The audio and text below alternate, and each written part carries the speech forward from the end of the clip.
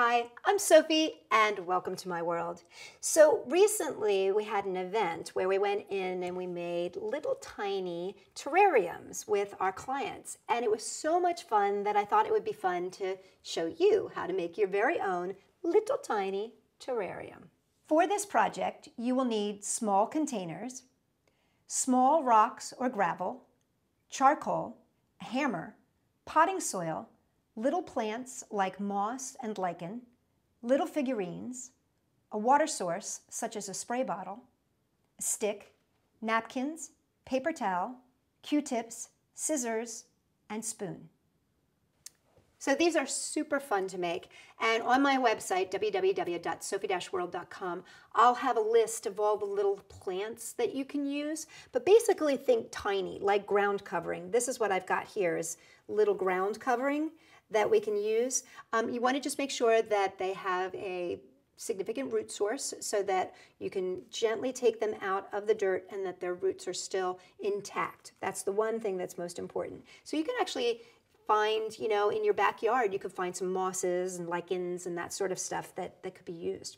First thing first, you're going to take your little glassware, and I was able to get my glassware at the dollar store, which is, my favorite place.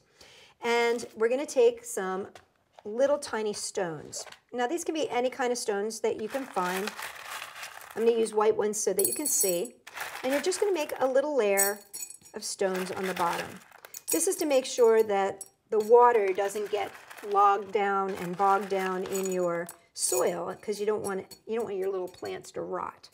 So we're going to put some stones down there, and then the next thing we're going to do is put in a layer of charcoal.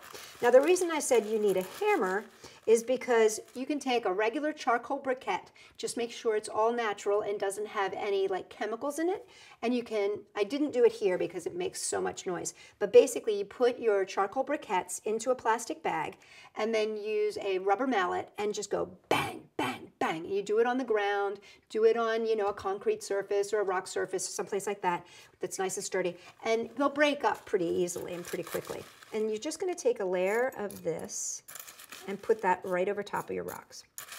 The reason we're doing this is because the charcoal helps to keep that dirt fresh and absorbs any extra moisture and keeps it from becoming mungy, basically. Nobody wants mungy terrarium. So at this event, which was really fun, people were really getting into this and creating these little landscapes and stuff. They were having so much fun, except they kept calling them planetariums, which I thought was pretty good. Okay, so the next step is we're going to add our plants and our soil. So I'm going to first start putting a little layer, and this is just potting soil. You can also do this with succulents. Now, if you were to do this with succulents, what you would want to do is use a cactus soil. But we're going to be using a little ground covering. So I'm going to actually put a little bit of the soil in here, and then I'm going to use my water source here, which is a little spray bottle, and moisten that just a little bit. Not too wet, just a little bit. And then I'm going to take my little guys here. And as you can see those roots in there. We're just going to gently break those roots apart here, because I don't need this whole thing. I mean, I could use this whole thing, and I'm just going to place it in there with my fingers, get it in there, and then I'm going to take a little bit more soil, put it around, make sure that's nice and solid in there. You can use a little spoon if you want to. And then again, I'm going to use my water source. Moss is great for this, especially if you're using teeny tiny itty bitty little figurines, like this one right here. I found these, I thought these were the cutest thing ever. I found these at this place called Terrarium, and they were mythical creatures, and I just fell in love with them. And they look really, look how cute that is, a little dragon in the midst. Isn't that cute?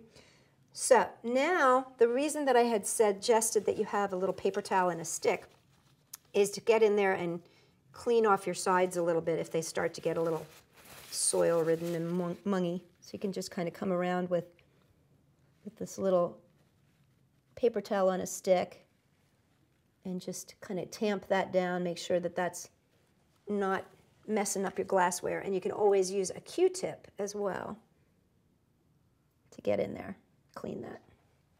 Now we get to have some fun. So I'm going to make this my own little Yosemite. So I'm going to add a big rock here. That's my half dome. Okay, and then I'm going to add a little gravel here. So it's going to be my little water bed. Get my little water bed. This gravel, this really fun colored gravel, is actually the kind of gravel that you would find for like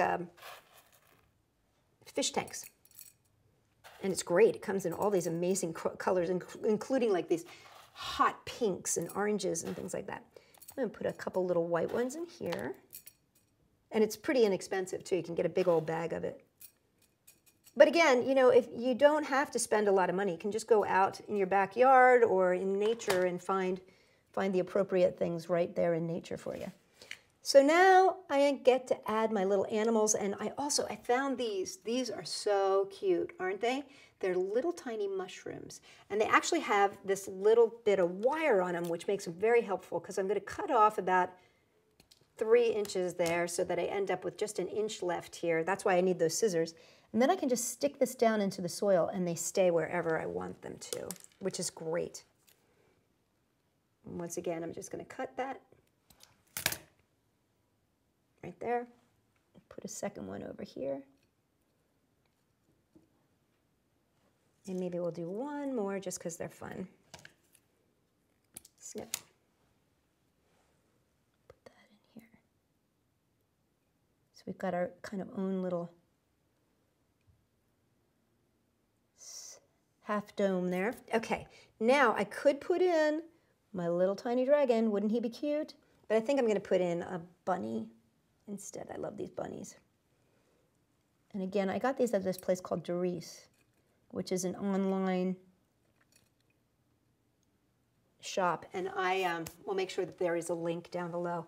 And that's it. That's really all there is to making your own tiny terrarium. So just remember the most important things: a layer of rocks, if you can find it, a layer of charcoal. If you can't find the charcoal, it's okay. Then put your dirt, then your plant, then some little embellishments. And there you have your own tiny little terrarium. You can put that in your room. Wouldn't it be nice to just see a little bit of life every morning when you wake up? Wonder what they're thinking about down in there. I think Mr. Bunny looks like he wants to get out. For more fun ideas, come and check us out at Sophie-World.com. And hey, if you like this video, give us a thumbs up. And you know what? Share us with your friends. Subscribe. Just click on the link below, or at the end of the video, just click right on my face and you will be a subscriber. For more great things, check us out, Sophie-World.com.